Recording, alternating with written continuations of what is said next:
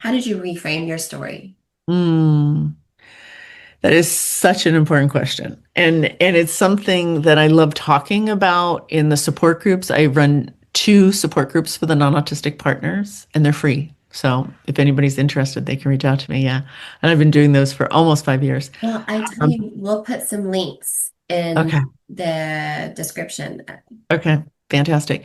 So for me, I had to take time to heal, because on the day that we divorced, we did a simple dissolution of marriage. And for folks that don't know that, there were no lawyers involved. We had to go to the courthouse, stand before a judge, and say that there were irreconcilable differences, and that was the end of our marriage.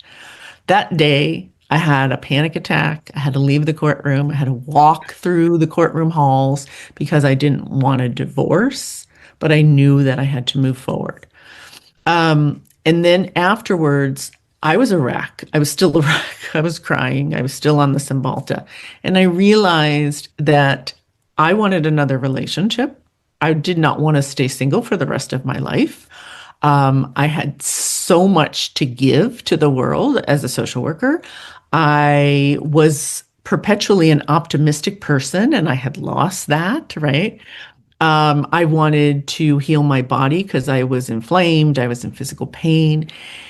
And so for me, I realized that I needed to have a purpose.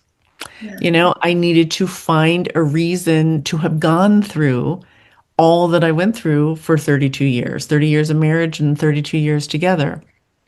And I think a lot of us don't realize we need a purpose to thrive. Not everybody does, but I did.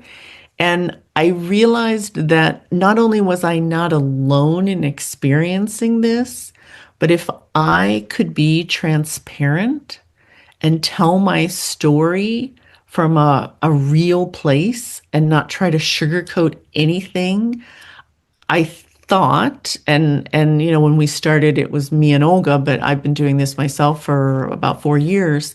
I thought that other people would see themselves in me. And so the reframe for me is I could not have been in this marriage for 30 years for only to have loved this man and to have had a daughter with him. Yeah. There has to be more.